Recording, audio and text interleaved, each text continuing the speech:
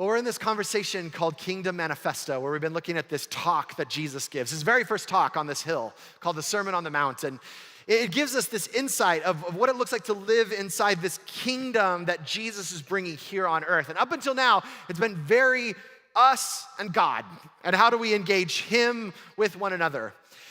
This moment is where Jesus now starts going outward from here. Now, I'm sure none of you have this problem. I'm sure none of you deal with this. It's probably just me, but I actually have to deal with difficult people on a regular basis. I'm sure you have no one in your life that's difficult. I am sure everyone in your life is smooth sailing, easygoing, but for some of us, we have to deal with difficult people on a regular basis. People that don't see the world the same way that we see the world. People that are needy and have a lot of demands and will expect so much of you. People that have a lot of energy and that require a lot of energy to be in relationship with. People that I tend to judge as bad or wrong or broken.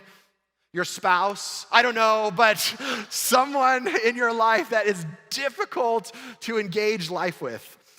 And sometimes I have this idea that the scriptures are really only concerned with my relationship with God and my inner world. And for the most part, that is what the scriptures are concerned about. They're concerned about your inner world, transforming that, but in a way that would move externally to the people around you. I just got back from the South. I was in Tennessee last weekend doing some work for a recovery center there, coaching about 10 new coaches that are going to be working with new recovery clients there. And I love the South. It's such an interesting place. Jesus is everywhere there. And I remember having this conversation with some very, very passionate people that love Jesus.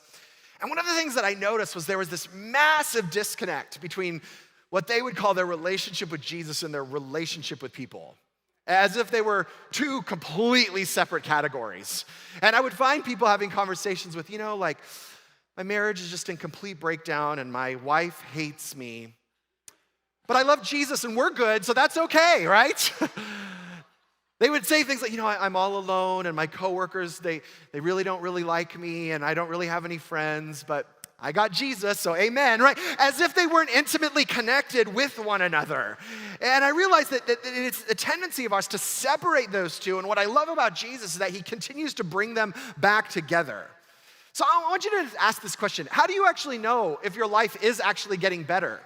How do you actually know if your life is transforming? How do you actually know if you're becoming more like Jesus, stepping into this kingdom that he's bringing into this life? I'm going to ask you to consider today that the benchmark for your inner life, the benchmark for whether or not you are transforming, the benchmark for whether or not you are becoming like Jesus is how you get engaged with difficult people, how you relate to the people in your life that are the hardest to relate to. How do you engage your enemies? In Matthew chapter 5, verse 43, he says this, "You have heard it said, love your neighbor and hate your enemy, but I tell you, love your enemies and pray for those who persecute you, that you may be children of your Father in heaven. He causes his sun to rise on the evil and the good and send rains on the righteous and the unrighteous. If you love those who love you, what reward will you get? Are not even the tax collectors doing that? And if you greet only your own people, what are you doing more than others? Do not even pagans do that? Be perfect, therefore, as your heavenly Father is perfect." These verses are so annoying, aren't they? I mean, wouldn't it be nice if the benchmark for our love is the people that love us the most, and how I love them in this moment, how I love my best friend, how I love the people who like the same things as me, how I see and relate to people who see the world the way I see the world. And it's easy to look at those moments and go, look at how incredible of a person I am. I'm so loving with the people who already love me. I'm so loving with the people who already accept me. I'm so loving with the people who see the world the way I do. But here's the problem, is that when I love in that way, it actually doesn't transform anything.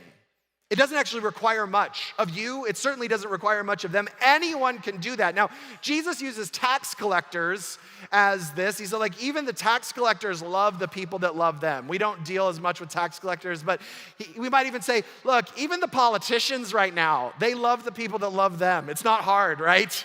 It's actually not difficult to do this. The real challenge comes with how I love my enemy. Now, this manifesto, as we get into this, Jesus gives us all of these phrases where he starts out with a specific phraseology. He says, "You have heard it said." In fact, he says this all through this space. See, because for most of us, we get our wisdom, our worldview from pop culture, Instagram posts, and politics.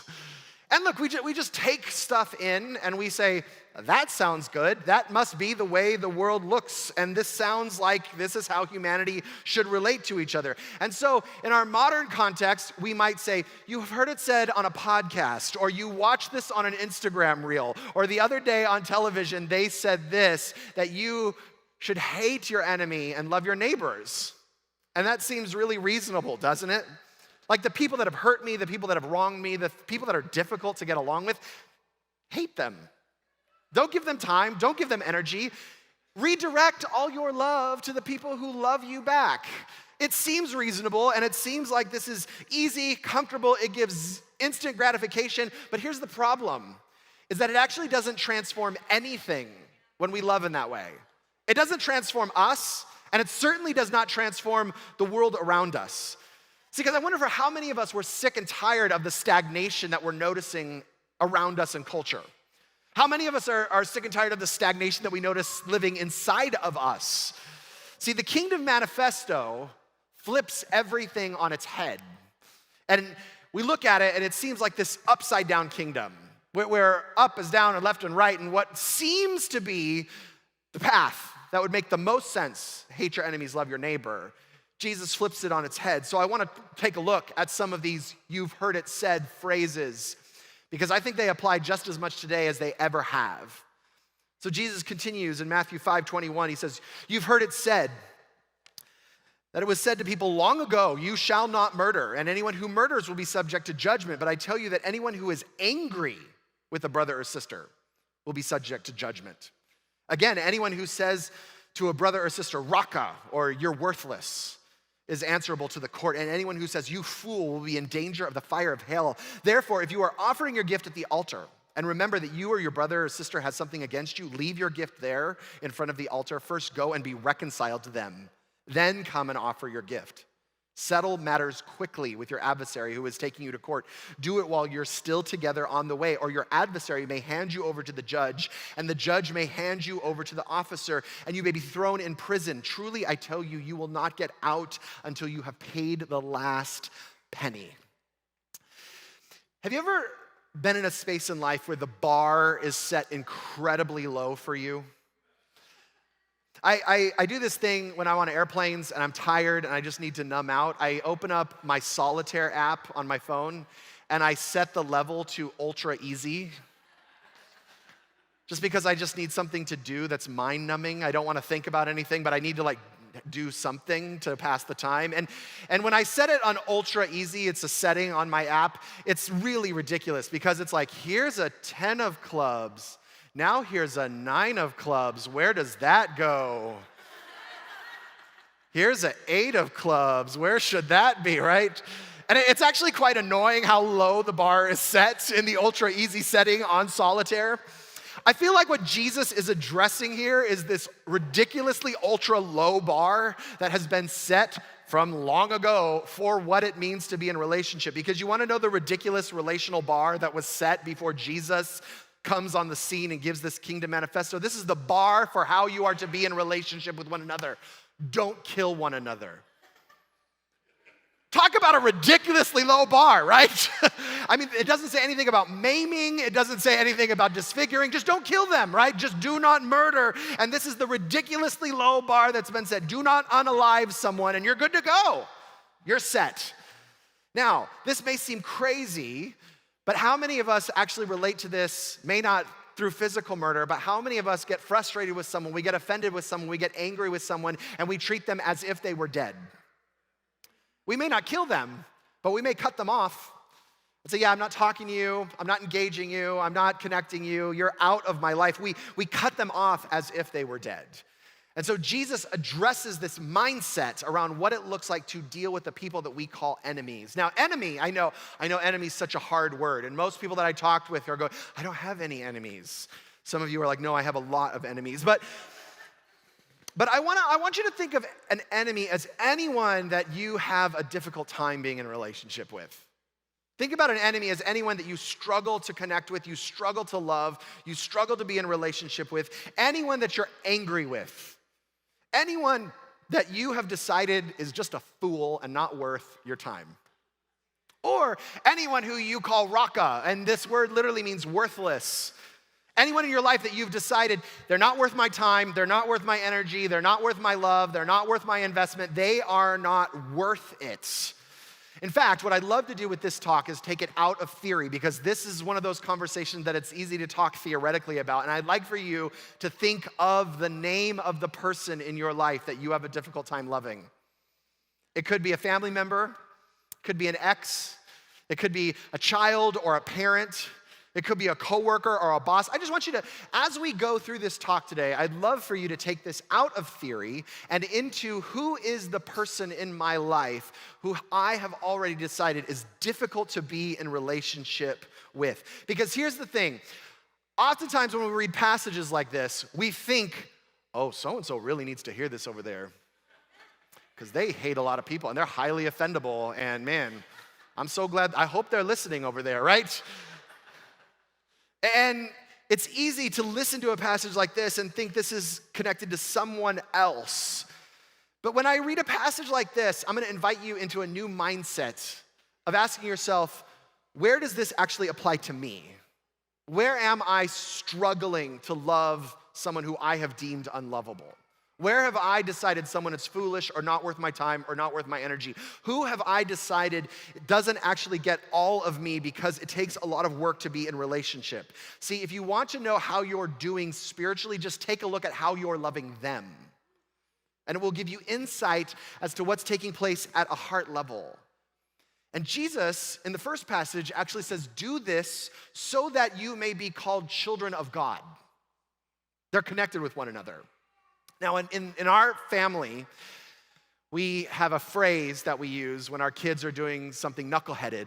And we have quite a few phrases, depending on my energy of the day, what happens when a kid does something knuckleheaded. But on my better days, I will say something like this. Oh man, in our family, we don't do fill in the blank. Or man, in this family, we don't do this, or we do this. In our family, we talk to each other with respect. In this family, we actually support one another when we're suffering. In our family, we don't laugh at each other when we're crying, or whatever it may be. So we set a culture for the family of God and for the neighbor family. And then the same thing takes place with what God invites us into when he says, do this so that you may be children of God. Essentially, what God is saying to us, what Jesus is saying to us is, in this family, we do not relate to enemies like that. In this family, we treat people with love in this space. In God's family, humanity gets elevated. It never gets denigrated. We never downgrade people in relationship with us. See, that person that you're thinking about right now, that person that you have in your mind, I want you to consider that when Jesus looks at that person and he looks at you, he says, in this family, they are an image bearer. No. In this family, they are loved unconditionally, and we are going to be in relationship with them as such. I know you've decided otherwise. I know you think that they're not worth it. I know that you think it's okay to stay angry at them, but in this family, we don't do that. In this family, humanity gets elevated, and this is what I love about Jesus, is that when he looks out at humanity, he says, we're elevating our perspective. We're elevating how we see one another. See, he says the standard was hate your enemy. But in this family, we love our enemies because we know that love is the only thing that actually transforms people around us. The standard was don't kill. But in this family, you're not even allowed to stay angry at people. We're not going to do that in this family. He says, look, the standard was count someone as worthless, as not worth your time, as not worth your energy. But in this family, we call them beloved here and now. See, the standard was tithe and be a good Christian. Give your money, hear a talk, and go home. But he says, don't even consider elevating me until you've elevated this person over here that you have determined is worthless. This is the new standard that Jesus sets for us. He even goes into this conversation about a lawsuit, right? He's like, if you're in a lawsuit with your brother walking down the road, which I don't know why you're walking down a road with someone in a lawsuit, but this is what's happening in this scenario, right? And he says, if someone has something against you and they are taking you to court, do not hesitate to take care of that right now, because you might find yourself in a pickle, right? Now, you might not be being sued by someone right now, but how many times do we get in a breakdown relationally with people in our lives that are difficult to be with, and then we stonewall? And I'm sure none of you do this, right? but for some people, they find themselves saying, yeah, well, I'm just not gonna have that conversation. I'm not gonna address that. I'm not gonna go there. I'm just gonna let it be. We find ourselves saying, yeah, it's not worth my time. It'll work out. Or worse, I'll just pray about it and see what happens, right? In fact, I do all kinds of training in the corporate world, in the public sector, around what it looks like to give and receive feedback in relationship with one another. And it's always amazing that when I am with Christians oftentimes have the hardest time grasping what it means to have difficult conversations quickly. And then we put all kinds of theology around why we should or shouldn't do this. Well, that's unkind. I don't want to upset them. I wouldn't want to offend anyone in the midst of this. I wouldn't want to do that. I love them so much that I'm not going to have this conversation with them. And we put all kinds of language around them, and then we say, look, I'm just never going to talk to him again. That's the plan, right? We'll just never talk about it, and we'll call it good, we'll call it love, we'll call it relationship, and we'll move on with them. Here's the thing. You don't have to pray about whether or not you are supposed to have that difficult conversation. Jesus said, have it right now. Don't hesitate, don't wait. While you're walking on the road, have the conversation so that you can get that out, because if you don't, chances are your reputation is going to be taken to school. Chances are that you are going to be taken advantage of, or there's going to be deeper hurts, deeper wounds coming if you do not address it right here and now. Go and settle matters right now, because it will cost you more later if you do not have the conversation. See, I think one sign that we've authentically connected with Jesus is that we are willing to have whatever conversation is necessary to bring us closer to one another and to elevate one another to the person that God has actually designed them to become. The more you run, the more excuses you give, the more further you are from who Jesus is. Now, I love how this manifesto keeps engaging this conversation around what it means to elevate one another. And in that, it talks about how we care for one another, even those who we would rather not care for. In Matthew 5:38 through 48, he continues, he says, "You've heard it said, an eye for an eye and a tooth for a tooth. But I tell you, do not resist an evil person." Now get this is hard to hear right here, right? "If anyone slaps you on the right cheek, turn to them the other cheek also. And if anyone wants to sue you and take your shirt, hand over your coat as well. If anyone forces you to go 1 mile, go with them 2 miles. Give to the one who asks of you, and do not turn away from the one who wants to borrow from you." Have you ever noticed that when you're offended, you feel really powerful?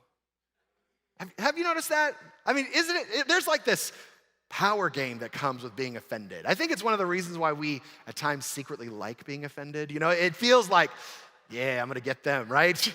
Like, I'm in the right, I'm gonna show them, I will prove. And especially for those of you who have that sense of justice, you know, you're like, oh, justice will be served. And there's this powerful inner narrative that comes with offense. But here's what I've noticed is that when we find ourselves in offense, while it may feel powerful to us, the reality is that the person we are offended with is actually at the driver's seat of your life. That they're actually determining what you will do and not do. They're actually determining where you will go and where you will not go. They will determine where you will show up and where you will not show. We even use language like this: "They made me feel angry. They made me feel worthless. They made me feel unseen." They're so powerful that they can even make you feel things. Isn't that crazy? They made me cuss them out. They made me so angry that I took all their stuff and I threw it away, whatever it may be. Notice how they actually have the power in the relationship. It's not you. Your choice has gone out the window. Your agency has flown out the window. They're suddenly deciding how you will be in life. So, when you find yourself offended, just know, oh, I'm about to lose my agency. I'm about to lose my freedom, and they're about to grab control over how I live my life. So Jesus says, when someone slaps you, turn the other cheek. Because here's the thing, our gut reaction is to slap them back, isn't it? That just makes sense. That's just clear, that's just common sense, right? Someone slaps you, you backhand them, right? That makes absolute sense. But here's the thing, what Jesus is saying is that when you turn the other cheek and you say, hey, you slap me, here's my other cheek, it's telling them, hey, you actually do not control my actions. I choose. So I'm not living in reaction to what you do or don't do. I will own my agency, and I will turn my other cheek. Do what you want with it. See, and then he says, if someone sues you and takes your shirt, give them your coat as well.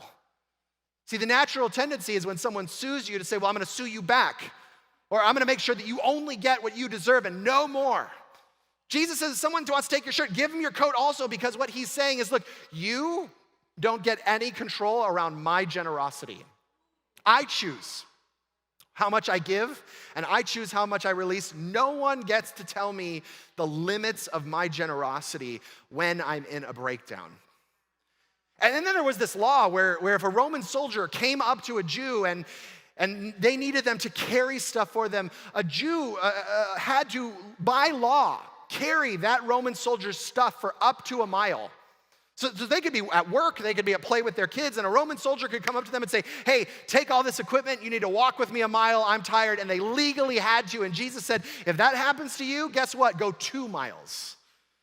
Because once again, Jesus is saying, you do not get to tell me the limits of my freedom. I choose them.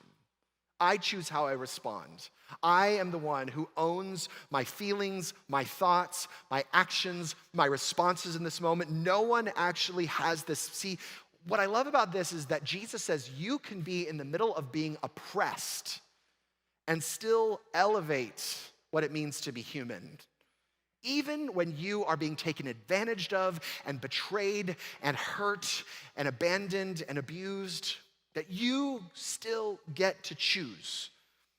Now, what this doesn't say is stay in abusive relationships. This doesn't say just take the abuse and move on. But what this does say is that you, as an image bearer of God, as one who is connected to his love, get to choose how you respond. No one gets that. And he says, look, the culture says an eye for an eye. And isn't that what we live in? If someone takes advantage of me, I'm taking advantage of you. If someone hurts me, I'm hurting you. If someone takes something from me, I'm taking something from you. Get what's yours, make sure you have good boundaries, and stay in control. But again, all of that just makes you a victim to your perpetrator. They're once again determining what you will do or won't do, what you have and what you don't have, where you will go or where you won't go. And Jesus says, remember that you get to choose in every moment who you will be. See, an eye for an eye just leaves everyone blind. But Jesus says, I know you heard that on a podcast. I know you read that on an Instagram post. I know this makes cultural sense that if someone gouges your eye out, gouge their eye out. But you actually get to choose whether or not you elevate humanity or you denigrate humanity. I remember years ago, I was at a dinner with a family member who had a lot of opposition to faith and had a lot of hurt towards people who had called themselves followers of Jesus, especially leaders in the movement of Jesus. And we went to dinner, and things were on edge from the very, very beginning. And we sat down for dinner, and we ordered, and they looked at me, and the very first words that came out of their mouth for dinner was, so do you think I'm going to hell? You know, light dinner conversation, you know. And so we got into a conversation around theology, and there was back and forth around what she believed and didn't believe and the differences that we had. And I remember at one point just pausing and going, hey, I am so sorry for whoever hurt you. And I get that I represent that. And I would just like to pause for a moment and ask forgiveness for whatever's been said to you or however Jesus has been demonstrated to you, because that clearly is not him, what you've experienced. And I remember that moment, things got very soft and quiet, and tears came down their eyes, and they said, I actually don't know what to do with that. And that made sense. See, because in that moment, it would have been easy for me to argue theology. It would have been easy in that me to stand up and say, no, this is what's right and this is what's wrong. It would have been easy in that moment to fight back against the energy that was coming at me. Or it was a moment to pause and go, no. This person is intimately loved by Jesus and is an image bearer of him. And I get to choose whether I get to elevate this moment or whether it just becomes another example of a follower of Jesus who puts another notch in the belt of what it means to be hurt. Because here's the thing. At the end of the day, all of us are difficult people. If we were doing this conversation somewhere else, the crazy thing is that chances are someone somewhere in the world may have picked you out as their person that's difficult to love, or difficult to engage, or difficult to get with, or is angry with, or is offended with, or struggles to be in relationship with you. The fact of the matter is that we all struggle with what it means to not just be human, but what it means to be in relationship with one another. In what ways do you make someone else's life a struggle?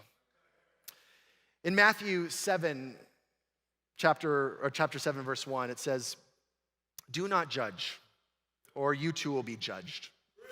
For in the same way you judge others, you will be judged, and with the same measure you use, it will be measured to you. Why do you look at the speck of sawdust in your brother's eye and pay no attention to the plank in your own eye? How can you say to your brother, 'Let me take the plank out of your eye,' when all the time there is or speck out of your eye, when all the time there is a plank in your own eye? You hypocrite. First take the plank out of your own eye, and then you will see clearly to remove the speck from your brother's eye." This phrase is so intense and so powerful. The measure that you judge, you will be judged. The measure that you used, it will be measured back to you. See, I don't think this is some way that Jesus relates to us. In other words, like if you judge people as ugly, you're gonna be ugly, right? I don't think it's that. I don't think if Jesus says, if you judge people 76%, you're getting 76% of my judgment back at you. I don't think that's how this works. See, when I read this and when I look at how this shows up in my life and the life of people around me, this has everything to do with our perspective of how we see the world, how we see other people. See, if I'm looking out at the world through a critical lens, and when I look out at the world, I'm highlighting people's mess, I'm highlighting where they've fallen down, I'm highlighting the brokenness, I'm highlighting the junk in everyone else's life. And when I look out and I see how broken people are and how offended I am about where people are at and where they're not, guess what? When I look at myself, I have that exact same lens on. And so when I look at myself, I find myself hard on me. Because now I'm looking at myself and all I see is the mess over here, and I see all the brokenness over here, and I see all of the emptiness over here, and I see all the flaws over here, all the things I should do or shouldn't do, all the things that I should be or that I'm not or need to be, and I highlight my mess over here because the lens that I use to look out at the world is the same lens that I look at myself through. So if you are hypercritical on yourself, you will be hypercritical on other people. It's just the way it works. And likewise, some people who are the most harsh on other people in secret actually hate who they are at their core. Because the lens that you use to look out is the lens that you will use to look in. And so when Jesus says, release this judgment because it's the same measure that will be used against you, what he's saying is, look, this is going to create a lot of havoc, not just out there, but it's going to create a lot of havoc in your inner world as well. And the invitation of Jesus is this, to recognize that you have a massive plank in your own eye before you ever go out and take the speck out of your brother's eye over there. In other words, pause for a moment and go, hey, what's going on over here that's impacting how I love, how I show up? How am I being difficult for the people in my life? And address that before you ever go out and address the speck over there that you see in someone else. See, but I love that it just doesn't stop there, because sometimes people read this as, well, I just need to take the plank out of my own eye, and it ends there. But that's not what the passage says here. That's not the invitation of Jesus. See, there's a massive difference between looking out at the speck in your brother or sister's eye over there and removing the plank so that you can help them remove it. See, there's a massive difference, because here's oftentimes what we do. We go walking through life going, speck, speck. There's a speck over there. They have a speck in their eye. Look at that speck. Oh, that's a big speck over there, right? But I'm not going to say anything because that would be judgmental and hypocritical. I'm just going to deal with my own plank, right? Oh, I know that speck is keeping you from having the life that you long. Oh, I know that speck is messing with your marriage. That speck, oh, that's what's happening with your finances. I see it over there. But who am I to judge? I will just deal with my own plank. And this is oftentimes where we find ourselves. But that's not what Jesus invites us into. Man, we find ourselves saying, I wonder what's going on for them with that speck. Rather than judging it, man, they're so annoying. Why are they like that? Why can't they get their life together? If they would only judge. See, Jesus invites us into going, man, I need to take this plank out of my own eye so that I can address what's going on in them. They must be suffering. They must be hurting.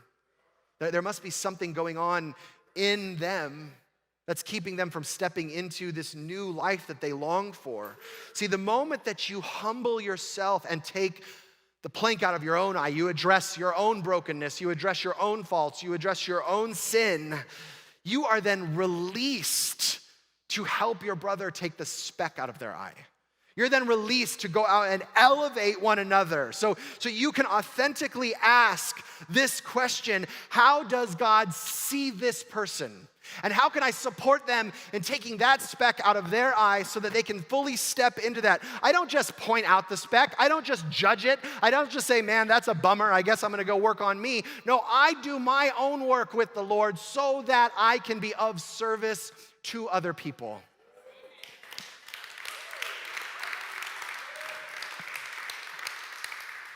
So we get very black and white in this. We either find ourselves saying, well, I judge everyone, or I just focus on me and I ignore everyone. But Jesus gives us this very powerful third way. I take the plank out of my eye so that I can be of service to my brother or sister over there who is struggling with the speck that I see in their eye. It simultaneously sets us both free. It simultaneously allows both of us to see. And in that, we have all the resources necessary to support them.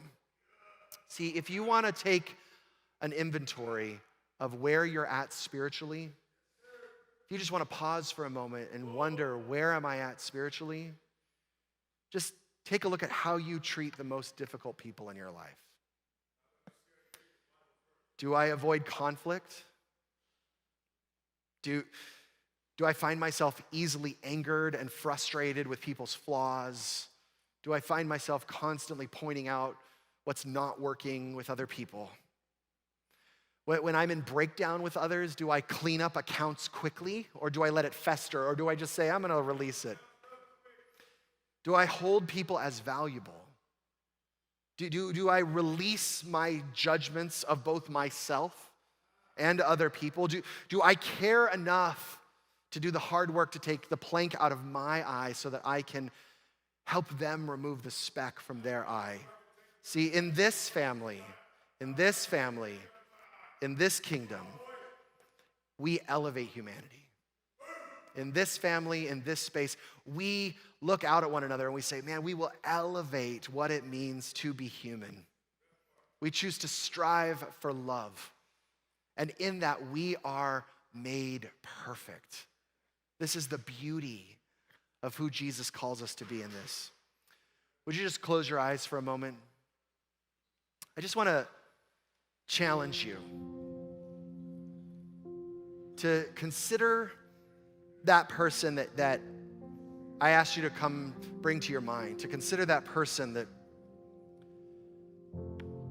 that you may struggle to love, that may be a challenge to accept. People that you judge as, man, they're crazy or they're wrong, or maybe you're just constantly offended or frustrated.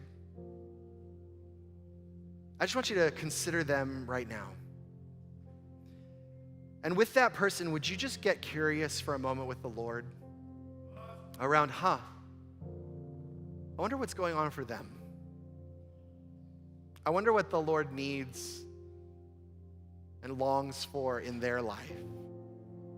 If they truly were made in the image of God, and if they are fully loved by Him, how do I get to be the person who is willing to go through my own work of taking out the plank in my own eye, the judgments that I have towards myself and towards the world around me, and how do I be a support for them and saying, hey, I'd love to support you in taking out the speck from your own eye? And would you just take a moment, even right now in your own mind, and just pray for them? Would you be willing just to pray a blessing over them? Ask God to illuminate parts of their lives that He longs to transform. Would you pray that God would pour out His love on them? The scripture tells us that He sends rain on the righteous and the unrighteous. And so, whether or not they are righteous or righteous, God wants to pour out His love on them. So would you just ask that He would rain on them today, His Spirit, His love, that He would release them into freedom. Jesus, we thank You that You have come not just to transform our own hearts, our own minds, but in that we might transform the world around us. That we might be those who elevate what it means to be human, not just for us, but for everyone we come in contact with. May we be those who courageously step into the conflict and the anger and the offense, and we choose to bring beauty and hope where it seems like there is only hopelessness. God, we love because You first loved us. And may we release the judgments that keep us from fully owning and stepping into that.